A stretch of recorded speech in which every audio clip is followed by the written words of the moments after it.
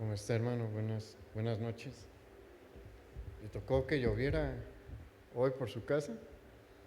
Pues por algunos lugares ahí cayeron algunas chispitas de agua. Hay que orar porque Dios mande su lluvia. Y bueno, pues es una bendición estar aquí y poder compartir la palabra del Señor. Y vamos a retomar nuestra serie que se ha titulado Cuando Dios pone orden, y hemos estado hablando y desarrollando el tiempo del profeta Samuel. Y el título de nuestro mensaje de hoy es Entendiendo el perfecto plan de Dios. No siempre es fácil entender el plan de Dios. ¿Por qué? Porque como seres humanos tenemos muchas limitantes. A veces nos cuesta trabajo, bueno, más bien recordar, porque no debería de costarnos mucho trabajo entenderlo, pero nos cuesta trabajo recordar o tener presente que la situación de Dios es muy distinta a la nuestra y Él es muy superior a nosotros. Él no tiene los límites que nosotros tenemos.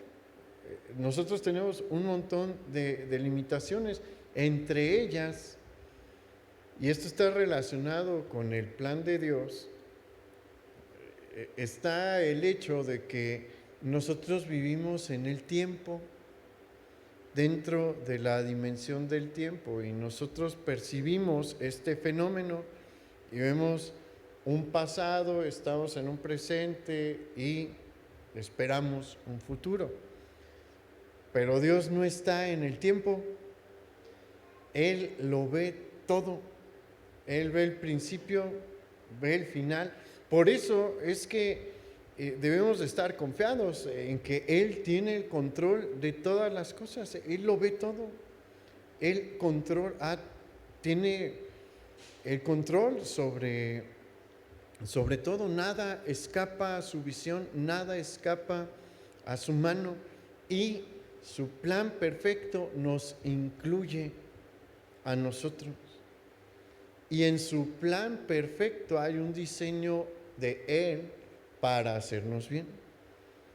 Pero como nosotros vivimos en el tiempo y en el espacio y en una cultura determinada, pues eso nos trae a veces dificultades para entender el plan de Dios. Pero hay una cosa importante: debemos de estar siempre en buena disposición a aprender lo que Dios nos quiere enseñar sobre su plan. Lo hemos platicado muchas veces. Dios lo tiene contemplado en su plan y quiere hacer algo con usted. Y si usted se deja usar, Él le va a ir mostrando lo que quiere hacer. Y vamos a analizar un pasaje más dentro del libro de Primera de Samuel. Y aquí debemos de ubicarnos en la etapa de la vida de Samuel. Esto es importante para nuestro mensaje. En el pasaje que vamos nosotros a estudiar hoy, Samuel se encuentra en la etapa final de su ministerio. Y Samuel ya es un hombre de edad avanzada y se está acercando, o ya está, no sabemos exactamente, pero está cerca de los 70 años. No levante su mano, pero si usted tiene 70 años o más, esto va para usted, esto es importante para usted, para los demás también, pero es que las personas que luego tienen pues una edad un poco más avanzada sienten que ya no tienen cómo servirle. Tenga presente esto que le voy a decir: Samuel está probablemente ya en sus 70 años, y esta es la etapa más importante de su ministerio. A sus 70 años o más, Samuel está en su etapa más importante en el ministerio. ¿Por qué? Porque en ese momento él ya es la autoridad espiritual de toda la nación. Y el Señor lo ha usado para confrontar al rey Saúl. Algunos dirían, bueno, es que eso estaría mejor que lo haga un joven. Vea que no. Dios decidió usar a Samuel en su etapa de adulto ya avanzada. Y hemos visto en los mensajes anteriores de esta serie que Saúl no era un rey sencillo, tenía una personalidad complicada y para empeorar las cosas se había entregado al orgullo. Lo anterior, este contexto implica que en cada enfrentamiento que tenía Samuel con Saúl, estaba de por medio probablemente un castigo o ser aprendido y llevado a prisión, o también existía la posibilidad de ser ejecutado, de que le quitasen la vida, pero Samuel se achicó por el reto, no. Él no tomó en cuenta su edad, él no tomó en cuenta su situación física. ¿Por qué? Porque para él Dios era suficiente y si él le estaba enviando, él iba a ser fiel en obedecer a Dios. Si Dios le está enviando a algo, no vea sus limitantes, no vea sus barreras. Confíe en Dios y haga lo que Él le dice, Él se encarga de hacer la obra. ¿Aprendieron a Samuel? No. ¿Lo castigaron? No. ¿Por qué? Porque Dios lo guardó. Dios lo estaba enviando, Dios lo iba a guardar. Y tomando también en cuenta esto que acabamos de mencionar, vamos a encontrar que en este pasaje, este hombre experimentado de Dios todavía tiene algo que aprender. A veces también se cree que por la edad o por la experiencia como que ya se sabe todo, pero aquí vamos a ver que no es así. Acompáñenme, vamos a 1 Samuel capítulo 16, versículo 1.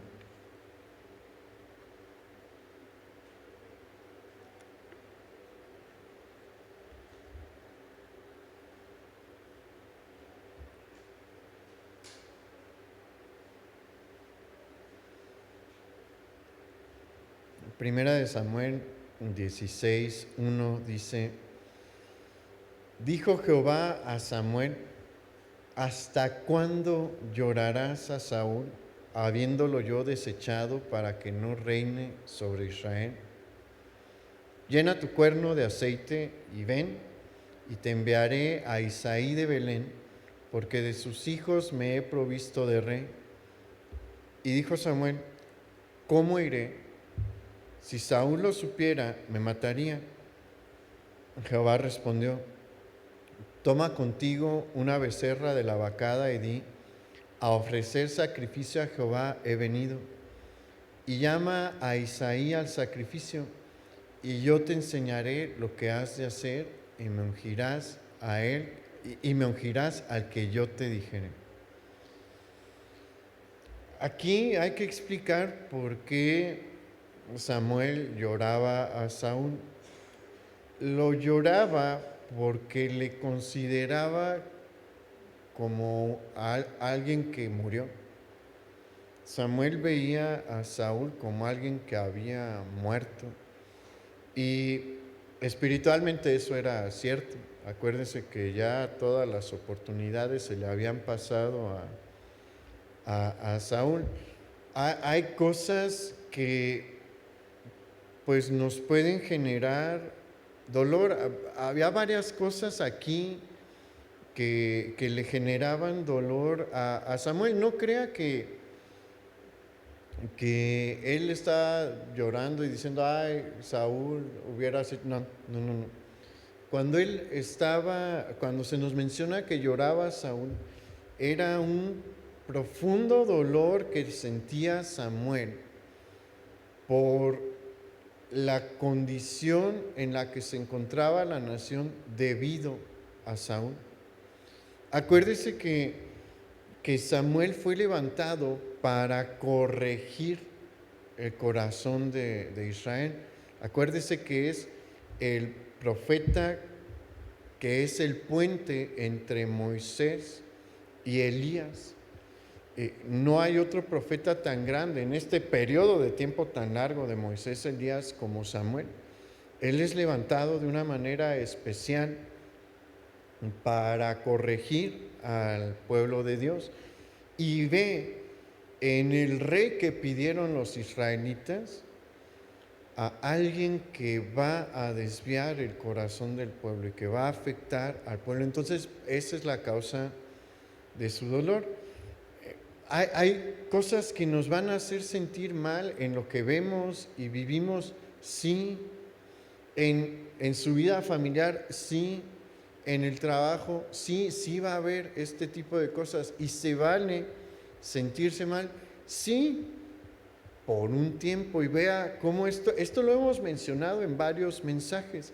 Y aquí lo vemos otra vez. Samuel estaba triste por la situación que veía desenvolverse ante sus ojos, sí, y Dios se lo permitió por un tiempo, pero llega un momento en el que Dios le dice, ya se acabó el tiempo de estar triste, hay trabajo que hacer.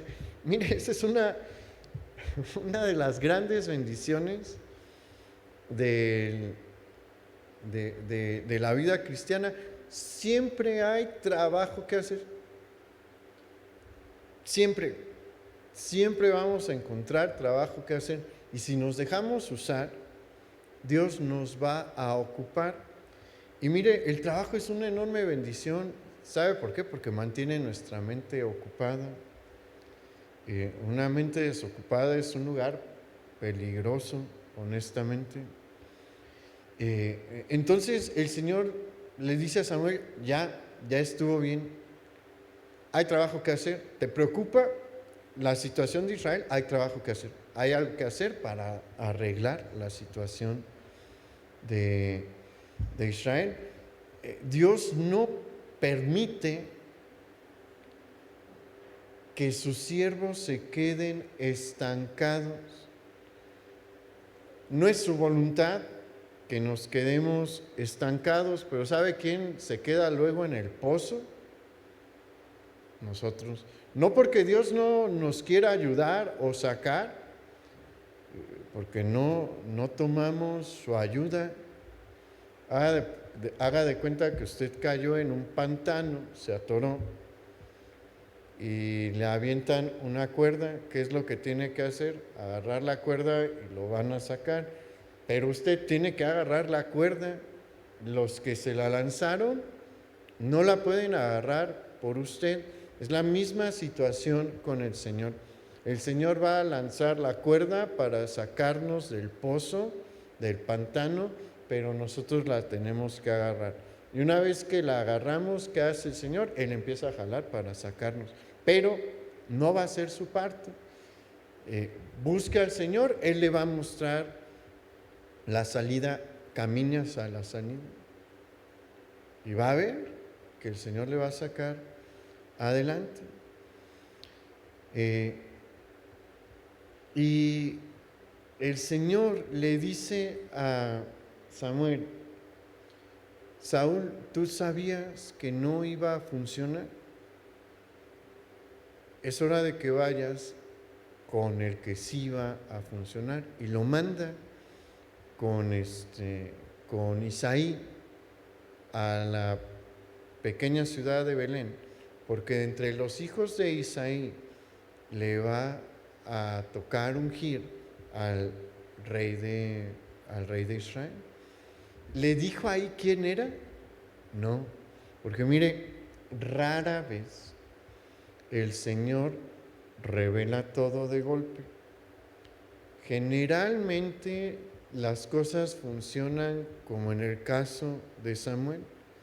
Dios va revelando paso a paso. Poco a poco nos va revelando su plan.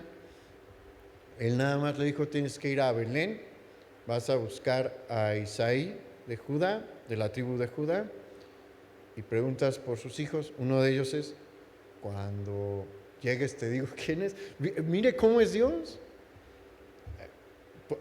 El Señor siempre nos da tareas sencillas. Nada más hay que hacerlas. Y después va a poner la siguiente. Y mire, aquí vemos cómo Dios es bien bueno y bien sabio. Samuel, ¿usted qué cree que pensó Samuel? Ahí nos dice qué pensó Samuel cuando el Señor le da esa noticia. A nosotros se nos hace bien sencillo y decimos, ay, qué maravilloso ha de haber sido. Y obviamente sí lo era, ¿no? Escuchar la voz de Dios y que me dé una instrucción.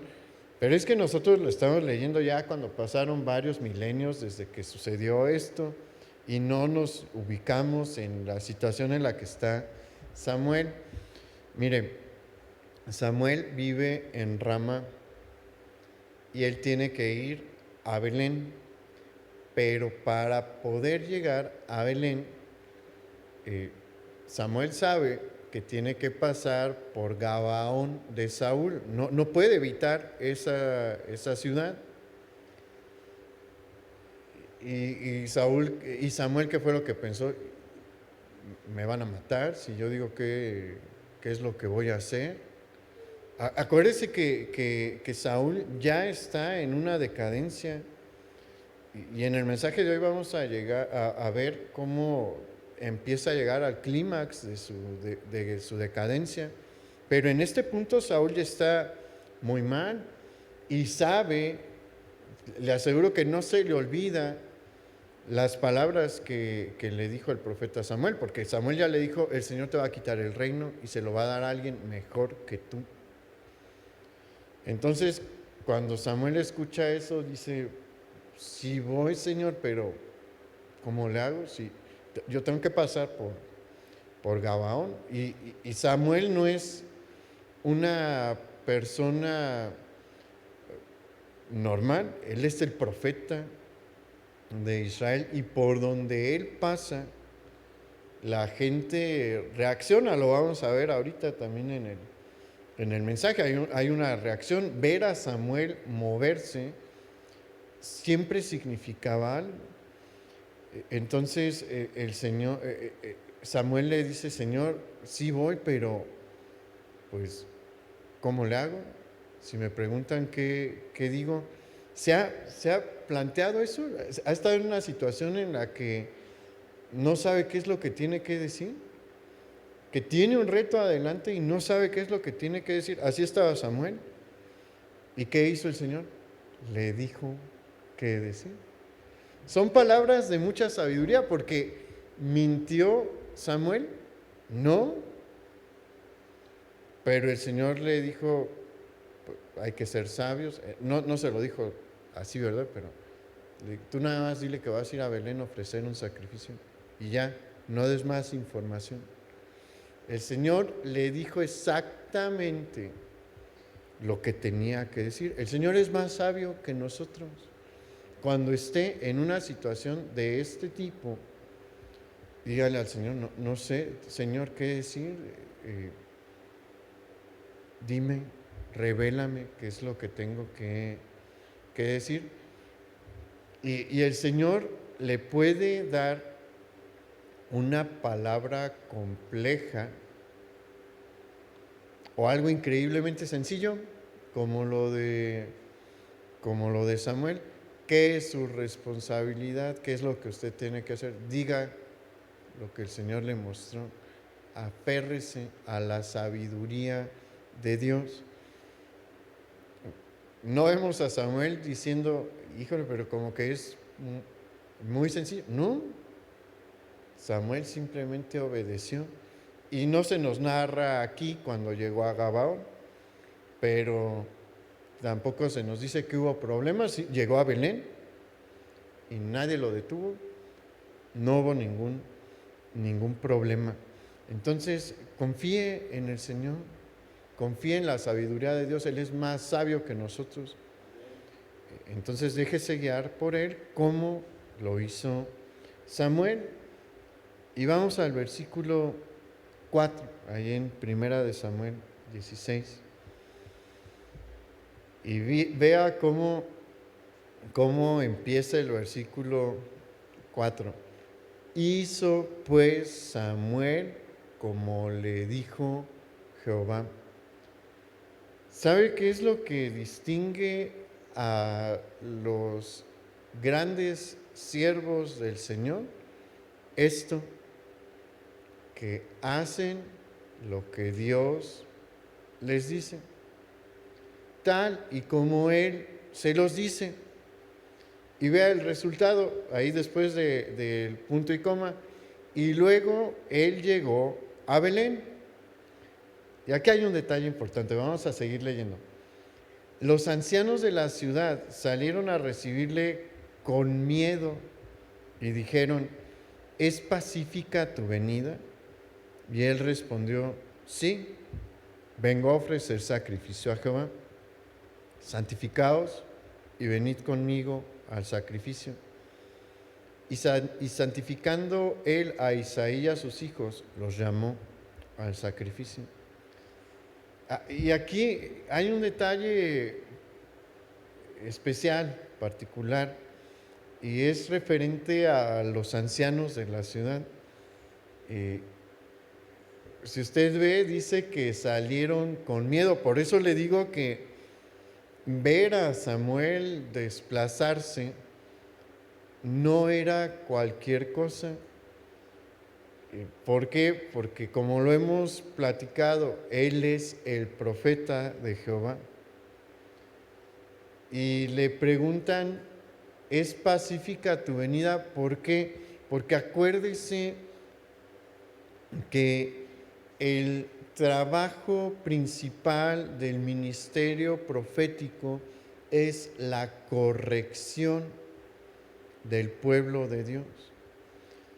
Ya empieza a ver por qué la gente se preocupaba cuando veía a Samuel en movimiento. Generalmente, cuando el profeta es usado por Dios, y este es un patrón que encontramos en toda la Biblia, el Señor lo utiliza para hablarle al pueblo que está en pecado para que corrija su camino. Y a veces viene con la advertencia de un castigo próximo en el Antiguo Testamento.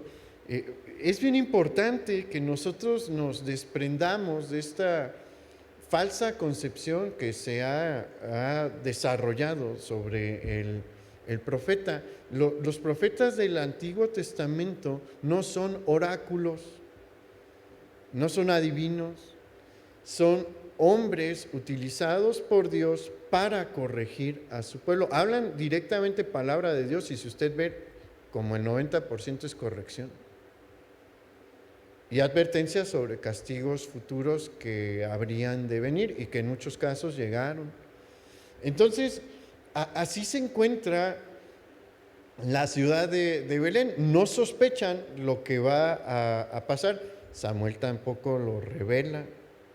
¿Por qué? Porque Dios le dio una instrucción. Debemos de entender esto. Si Saúl, por cualquier razón, se entera de lo que está pasando en Belén, mata a Samuel, y podríamos sospechar por lo que hizo después, acaba con la ciudad también. Entonces, Samuel obedece la instrucción de Dios porque es la instrucción más sabia.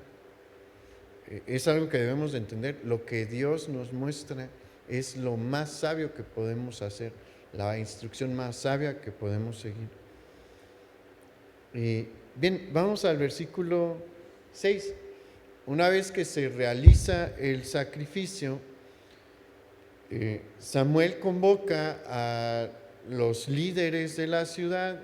No crea que era una ciudad muy grande, porque aquí usted nada más va a ver que se nos dice que salieron los ancianos, ¿no? Entre los ancianos muy probablemente iba Isaí, no porque fuera muy rico o muy peculiar, sino porque Belén era un pueblito, le llaman ciudad porque por cuestiones de cómo se administraban en ese tiempo, pero la realidad era que era un pueblito, ni siquiera, era como un rancho, haga de cuenta Belén, hasta en el tiempo en el que nació el Señor Jesús, cuando nace ahí es un pueblito, no es una ciudad grande, es un pueblito probablemente de 1,000 personas, en el tiempo de Jesús. En este tiempo,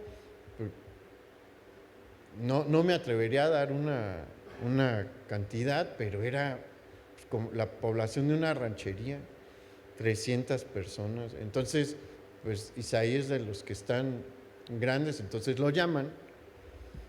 Y ahí Samuel le dice, ¿sabes qué? A todos los ancianos se ocupan santificar, Isaí, tú también te ocupas santificar con tus hijos. Y ahí ya en la privacidad con Isaí es que tiene lugar este evento. Vamos al versículo 6. Dice, y aconteció cuando ellos vinieron, él vio a Eliab y dijo, de cierto delante de Jehová estás ungido.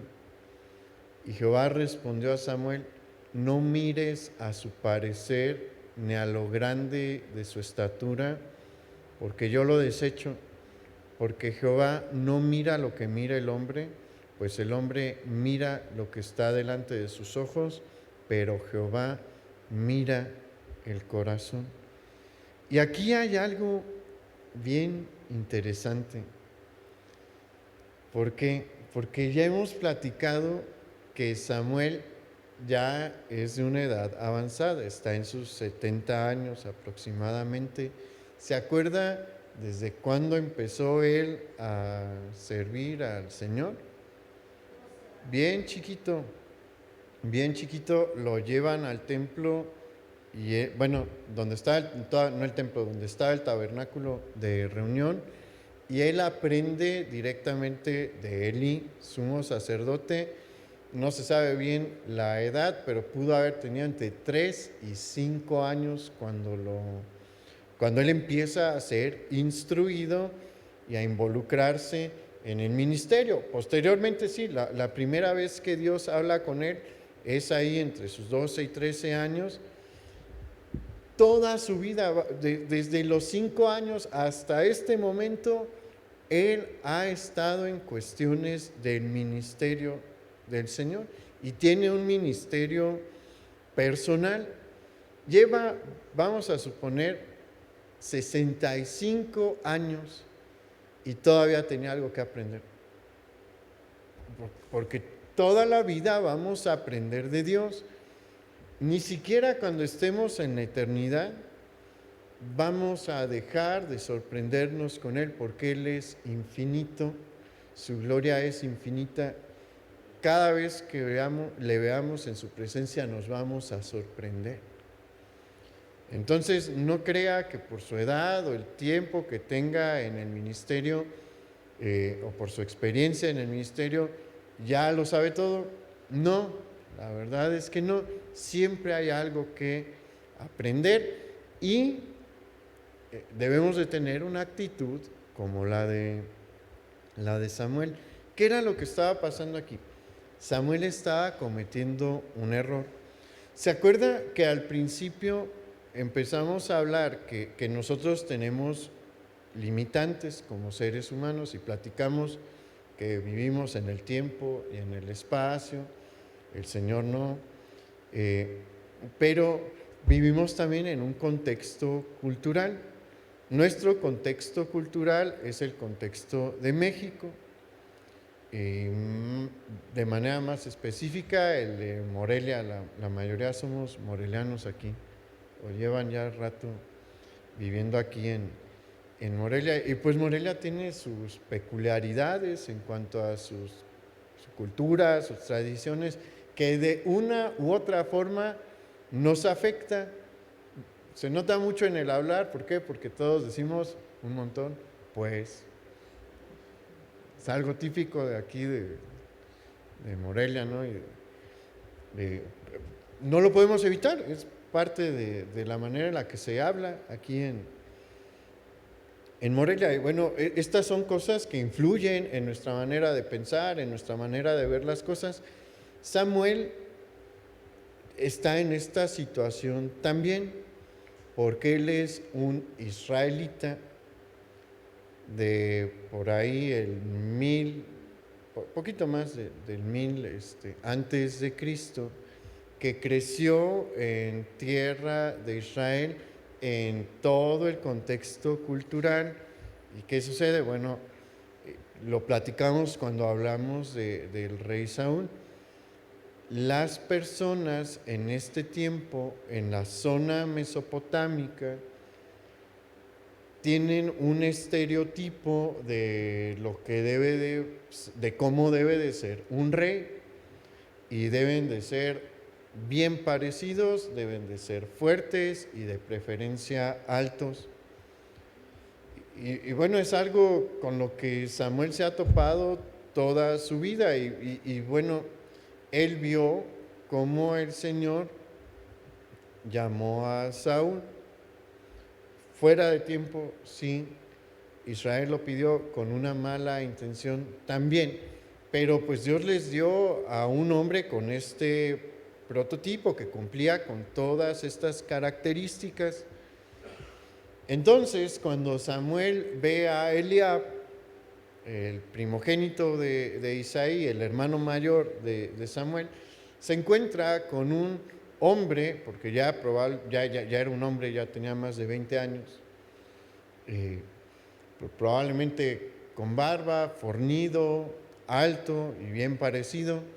Y Samuel dice, él es como que ideal para sustituir a Saúl.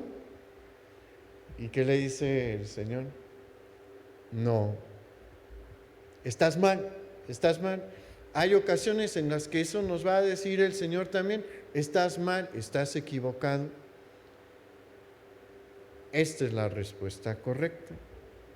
El Señor lo sacó de su error y le dice, no debes de enfocarte en su apariencia física. A mí lo que me importa es el corazón. ¿Y qué hizo Samuel? Digo, aprendí algo nuevo hoy. El Señor me enseñó algo nuevo. Y cuando pasan los demás hermanos de David, los demás hijos de Isaí, automáticamente Samuel dice, siguiente. Miren, qué curioso, ¿no? Que Isaí como que era una fábrica de hombres fornidos y altos, nada más el último no le salió así. Ninguno de ellos cumplía con lo que el Señor estaba buscando. Pero antes de avanzar en esto, es importante ver y entender que ningún líder espiritual es infalible, y la Biblia es bien clara en esto. ¿Moisés fue infalible? No, se equivocó también. Y la Biblia nos deja ver cómo se equivocó. Ya en su etapa del ministerio, no cuando mata al egipcio. Ya en su ministerio como líder de la nación de Israel, se equivocó, falló. Samuel se equivocó y falló. Y esta es una cosa maravillosa dentro de la Escritura, porque es un contraste muy grande el que encontramos con los héroes de la fe que están en la Biblia, y bueno, la mayoría viene de un contexto católico, la de los santos. Si usted llega a leer algo, le tocó en algún momento leer las historias de los santos de la Iglesia Católica, los pintan como personas intachables que jamás cometieron un error en la vida. Pero la Biblia no nos enseña que los siervos de Dios sean así. Los siervos de Dios pueden equivocarse también. ¿Qué nos deja ver? Que sí se puede. Dios no está pidiendo de nosotros perfección. ¿Qué está pidiendo? Como Samuel, un corazón obediente. Que busque andar en santidad, por supuesto, sí, pero no podemos ser perfectos. Dios pide de nosotros obediencia y que estemos dispuestos a reconocer nuestros errores, que estemos dispuestos a ser corregidos por Dios. Y si hacemos esto, vamos a encontrar que hasta la última etapa de nuestra vida podemos aprender más sobre los caminos y la voluntad de Dios. Vamos al versículo 11. Dice: entonces dijo Samuel a Isaí: ¿son estos todos tus hijos? Y él respondió: queda aún el menor que apacienta las ovejas. Y dijo Samuel a Isaí: envía por él, porque no nos sentaremos a la mesa hasta que él venga aquí. Y aquí hay unos detalles de contraste bien importante. El primero que encontramos es que el elegido de Dios es el menor de los hermanos, y esto es importante, porque es un patrón que nosotros vamos a encontrar a lo largo del Antiguo Testamento, que nos deja ver algo. Es un mensaje que Dios está mandando. Resulta que en este tiempo, en el mundo mesopotámico, existe lo que se conoce como el sistema primogenital, que favorece en exceso al hijo mayor y lleva a que haya generalmente una discriminación hacia los más chicos, especialmente hacia el menor. Y cuando Dios está escogiendo al menor, ¿qué está diciendo? Yo no estoy de acuerdo. Todos los hijos los regalo yo, valen lo mismo, los deben de amar igual y los deben de tratar igual, con el mismo amor a todos. Obviamente no se puede tratar igual a un hombre que a una mujer en cuanto al trato, ¿no? Por ejemplo, mi papá jugaba con nosotros deportes y luchitas a veces cuando los niños, no hace eso con mi hermana, ¿verdad? Porque pues, ella es mujer, ella jugaba con otras cosas. Entonces, a eso, obviamente hay diferencias en eso, pero el amor se manifiesta de la misma forma, ¿no? Y con la misma intensidad. A los hijos se les debe de tratar parejo, se les debe de amar igual a todos. Ese es un mensaje que Dios está mandando cuando hace este tipo de elecciones. Pero el segundo detalle es el más importante. Y este detalle consiste en que el elegido de Dios es un pastor de ovejas. Y esto contrasta con Saúl, porque se acuerda que Saúl era un arriero de asnos. Y el Señor establece en este acto que aquel que Él ha elegido para ser rey sobre su pueblo va a ser igual que Moisés, Abraham, Isaac y Jacob, un pastor de ovejas, porque Dios se presenta siempre a sí mismo como un pastor para con su pueblo. No es casualidad que que el mismo Señor, ¿se acuerda con Pedro que él le dijo: Pedro, ¿me amas? Y él le dice: Señor, tú sabes que te amo. ¿Y cuál era la encomienda? Apacienta mis ovejas.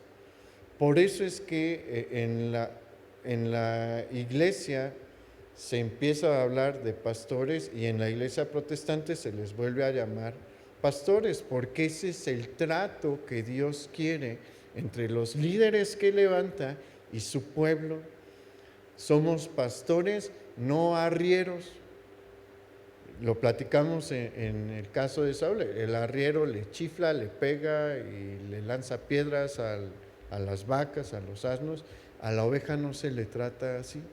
¿Qué dice el Salmo 23? Tu vara y tu callado me infundirán aliento, me llevas a delicados pastos. El pastor va adelante y lo va siguiendo la ovejita. Es una situación muy distinta, y aquí el Señor nos muestra el patrón de lo que Él quiere para con su pueblo, entre sus líderes y las ovejas. Vamos al versículo 12. Envió pues por él y le hizo entrar, y era rubio, hermoso de ojos y de buen parecer. Entonces Jehová dijo: levántate y úngelo, porque este es. Y Samuel tomó el cuerno del aceite y lo ungió en medio de sus hermanos. Y desde aquel día en adelante el Espíritu de Jehová vino sobre David, y se levantó luego Samuel y se volvió a Ramá. Este es el momento en el que Samuel unge a David, y aquí también hay dos detalles importantes que debemos de tomar en cuenta. El primero es que, aunque David también es de buen parecer, no se nos presenta con el mismo patrón que sus hermanos. Y el segundo detalle es que lo ungen delante de sus hermanos. Esto es importante. ¿Por qué? Porque más adelante se iba a requerir de testigos que hablasen sobre este evento, porque si no, se podía considerar que David estaba usurpando el trono de Saúl. Pero el hecho de que haya testigos le daba una justificación al por qué él era el nuevo rey. Sus hermanos en algún momento tuvieron que decir: saben que nosotros estuvimos presentes cuando el profeta Samuel vino y lo ungió. No fue nada más que a David se le ocurrió proclamarse rey, el profeta habló de esto. Entonces esto es importante. Esto le iba a dar legitimidad al trono de David. Y acompáñame al versículo 14.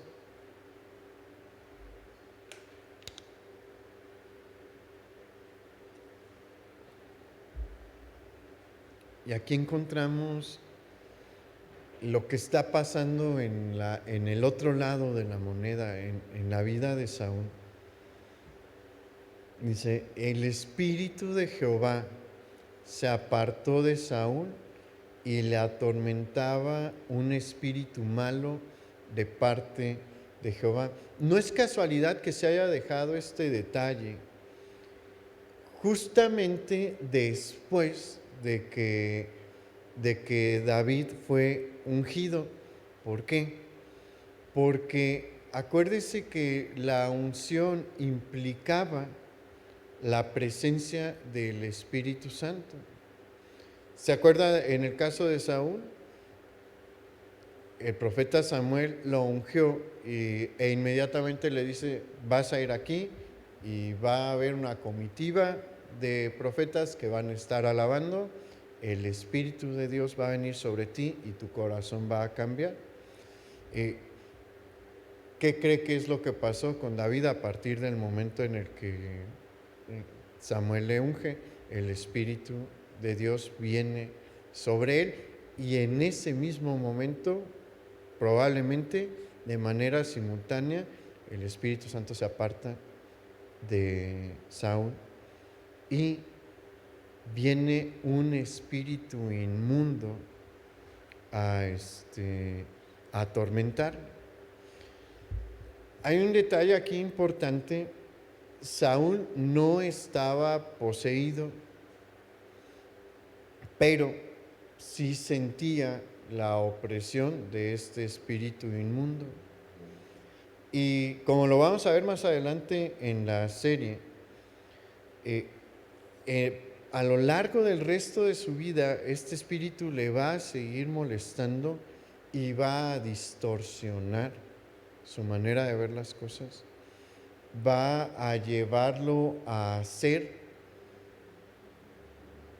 cosas terribles y va a comenzar a realizar Saúl pecados cada vez más grandes. Va a realizar cosas que ninguna persona en su sano juicio hubiese hecho. Hubo una, por ejemplo, cuando ordena matar a los sacerdotes de Nob, que hasta los que estaban en su guardia, sus consejeros le dicen: Saúl, eso no. Los sacerdotes no, a ellos no los puedes tocar. ¿Y le importó a Saúl? No. ¿Por qué? Porque su mente ya no está bien. Y esto es algo que nos permite ver. Mire,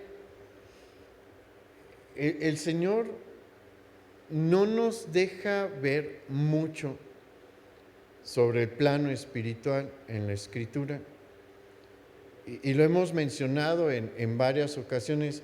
El Señor no nos habla mucho sobre Satanás y los ángeles que le siguieron. No nos habla mucho ni de los mismos ángeles. Solamente conocemos a dos por nombre y se acabó. Conocemos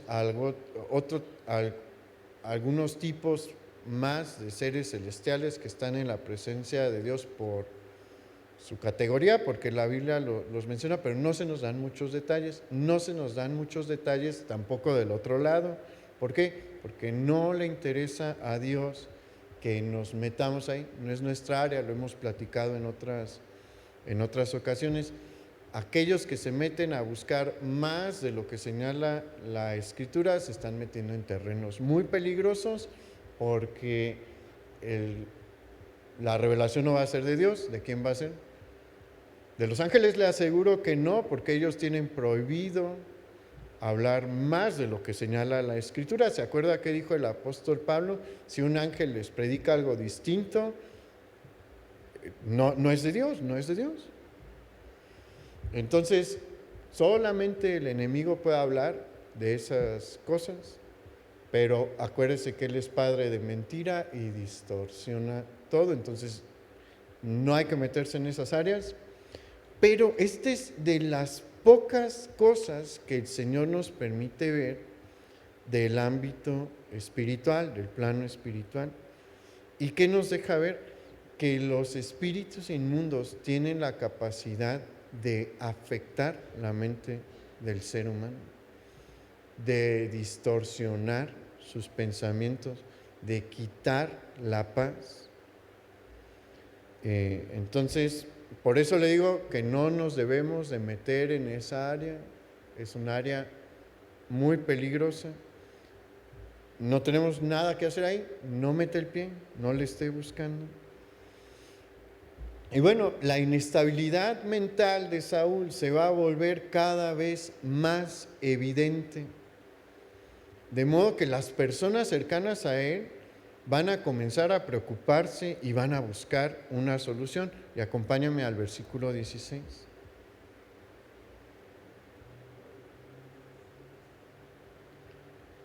Dice: diga pues nuestro Señor a tus siervos que están delante de ti, que busquen a alguno que sepa tocar el arpa, para que cuando esté sobre ti el espíritu malo de parte de Dios, él toque con su mano y tengas alivio.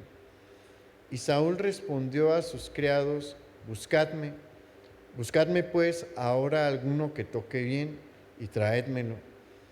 Entonces uno de los criados respondió diciendo: he aquí yo he visto a un hijo de Isaí de Belén que sabe tocar y es valiente y vigoroso y hombre de guerra, prudente en sus palabras y hermoso, y Jehová está con él.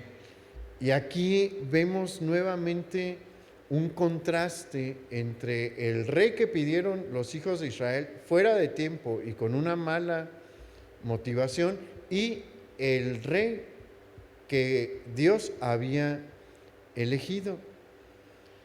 ¿Y qué es lo que encontramos? Por un lado encontramos al rey que se pide fuera de tiempo y con una mala intención, totalmente alejado de Dios, atormentado por un espíritu inmundo y que ni siquiera sabe cómo solucionar su problema. Sus siervos, sus amigos y sus compañeros tenían una mente más espiritual que él y sabían, esto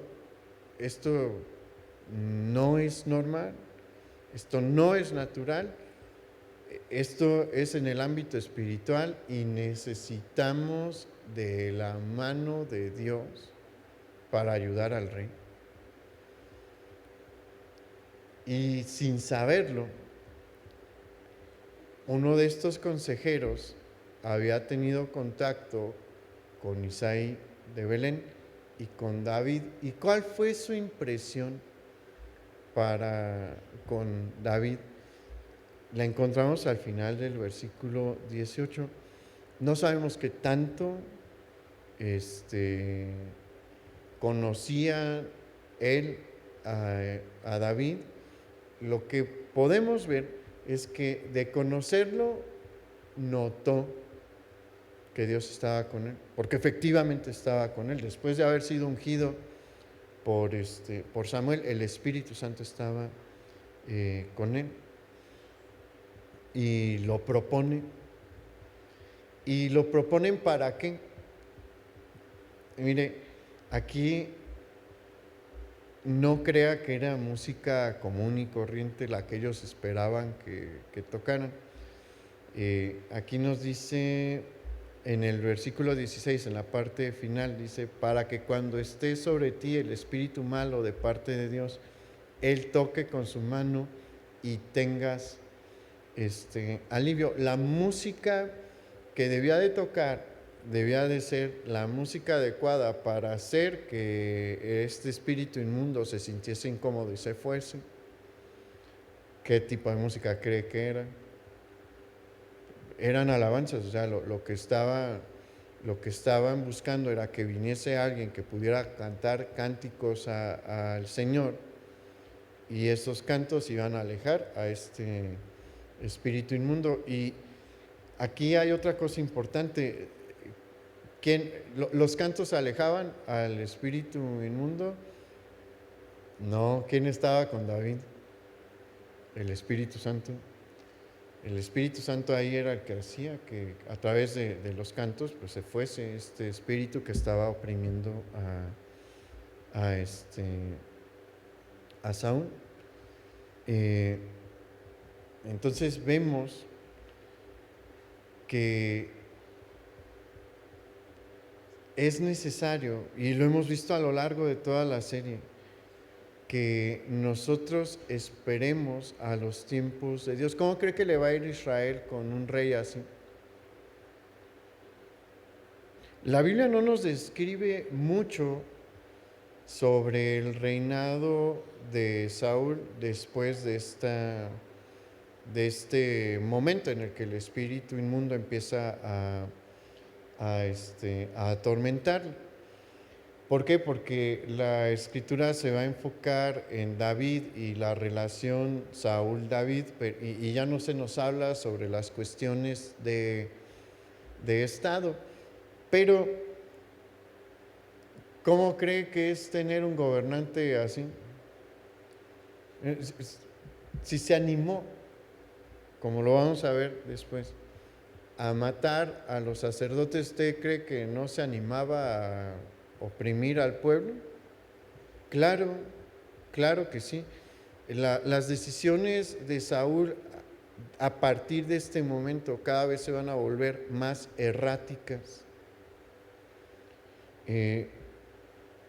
Por eso es que Dios empieza a levantar a este joven. Pero mire, algo que debemos de tomar en cuenta, y que es algo que bueno, desde que empezamos a tocar este tema de Saúl, quería aterrizar y se va a aterrizar en este momento. El no ser pacientes para con el plan de Dios siempre nos va a llevar a lugares a donde no queríamos ir. El no esperar por los tiempos de Dios nos va a hacer tomar decisiones cuyas consecuencias no vamos a disfrutar. Israel, por adelantarse, fue gobernado por un hombre que era atormentado por un espíritu inmundo. Si usted ve el reinado de Saúl, va a entrar en picada abierta. Militarmente, en cuestiones militares se va a notar muchísimo, y lo vamos a ver más adelante. No tenían ninguna necesidad de pasar por esta situación, porque David en este momento tiene como 15 años, aproximadamente 15 años. En 5 años más, él ya podía entrar al ejército y Dios lo podía empezar a levantar como un guerrero en Israel. Y en este momento en el que David tiene 15 años, ¿Samuel sigue vivo? Claro que sí. O sea, no había necesidad, tenían a un gran líder espiritual, y el que Dios quería levantar, en un ratito iba a estar ya listo para hacer la tarea, pero Israel decidió mal y le tocó vivir las consecuencias de su pecado, las consecuencias de su mala decisión, las consecuencias de su desesperación. Por eso, le repito, hermano, es importante que nosotros busquemos entender el plan de Dios y que nos esperemos a que se vaya desenvolviendo como Dios lo quiere desenvolver. Esa es la mejor decisión que podemos tomar. Decir, Señor, revélame tu plan y quiero ir caminando como Samuel, conforme a lo que me vas revelando mientras tu plan se desenvuelve en tu tiempo y en tu forma. Y así nos va a ir bien. Si no, vea el camino de Saúl. Y Dios lo pone delante de nosotros hoy. Nos toca decidir. Vamos a orar. Padre, gracias por lo que nos permites aprender en tu palabra. Te agradecemos porque nos has hablado muchas cosas en esta noche.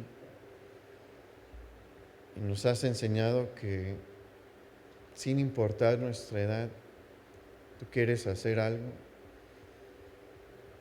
y que nos estás llamando a la etapa más emocionante de nuestra vida y que nos quieres guiar en tu tiempo y en tus formas y nos quieres mostrar tu plan en tu tiempo y en tus formas.